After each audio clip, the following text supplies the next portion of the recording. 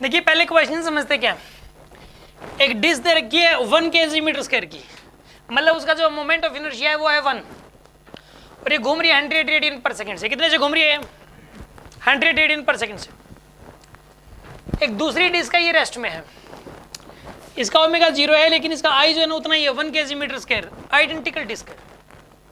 अब मुझे एक बात बताओ, जब ये दोनों कॉन्टेक्ट में आएंगी, एक का ओमेगा 0 है और एक का ओमेगा कितना 100 है, जब ये कॉन्टेक्ट में आएंगी तो बताइए जो ओमेगा होगा, जो कॉमन ओमेगा आएगा, वो 100 से कम आएगा कि ज़्यादा आएगा? कम आएगा। इसके पास तो ओमेगा ही नहीं है, इसके पास ओमेगा है, कॉन्टेक्ट में आएंगी तो कॉमन ओमेगा से घूमेंगी। वैसे पूरे सिस्टम का आई बढ़ गया, ठीक है, इसका 0 था, मतलब आई तो खैर मतलब इसका भी पहले 1 था, इसका भी, लेकिन पहले इसका एंगुलर मोमेंटम 0 था, अब दोनों का कॉमन ओमेगा हो जाएगा। लेकिन जब ये कॉन्टेक्ट में आएंगी ना तो एक दूसरे के ऊपर काइनेटिक फ्रिक्शन लगेगा।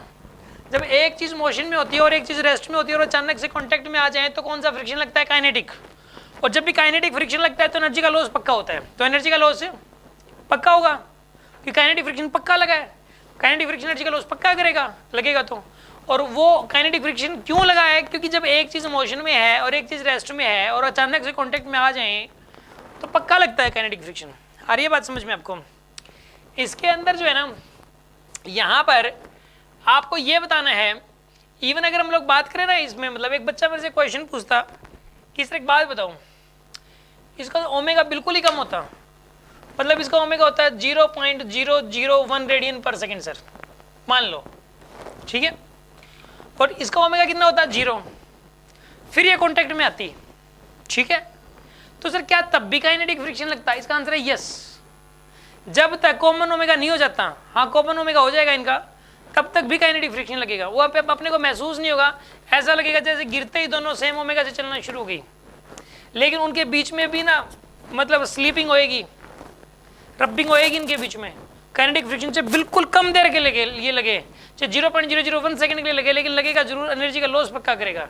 क्यों? क्योंकि एक चीज रेस्ट में और एक चीज मोशन में है, भले ही वेलोसिटी का कोई खास फर्क नहीं है, क्योंकि इसकी 0 है तो इसकी कौन सी ज्यादा है? इसकी भी 0.001 ही है, फिर भी एक मोशन में और एक रेस्ट में है, एक मूविंग चीज और एक मतलब जो मतलब रेस्ट में है और एक मूविंग है, चाहे वेलोसिटी का डिफरेंस बहुत ही कम क्यों ना है, तो भी वो कांटेक्ट में आएंगे तो काइनेटिक फ्रिक्शन लगेगा। बड़ा इंपॉर्टेंट कॉन्सेप्ट है।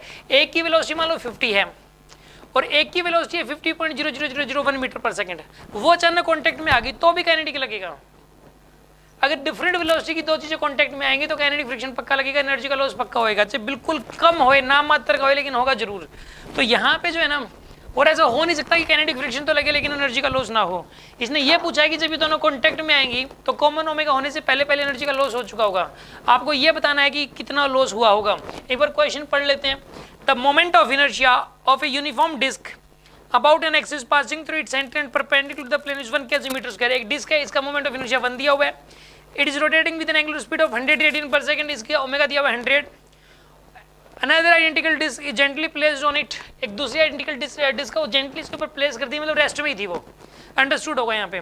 सो दैट देयर सेंटर्स कॉन्साइड, और उनके सेंटर्स कॉन्साइड हो रहे हैं। Now these two disc continues to rotate with the same about the same axis. अब ये दोनों इकट्ठे ही घूमेंगी।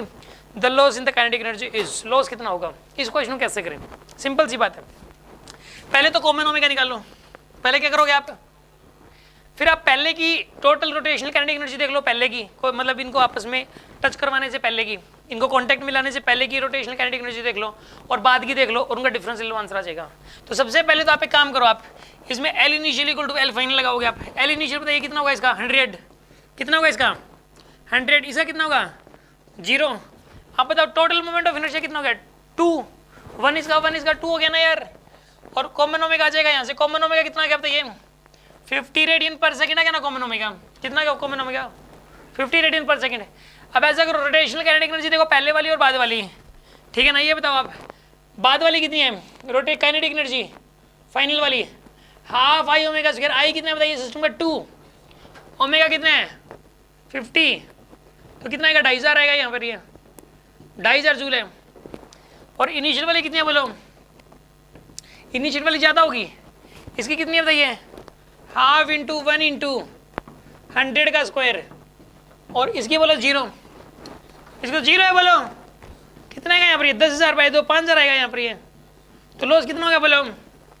लॉस हमेशा इनिशियल माइनस फाइनल होता है, इनिशियल माइनस में फाइनल, 5000 माइनस में 2500, कितना है यहाँ पर? ये 2500 जूल आ जाएगा।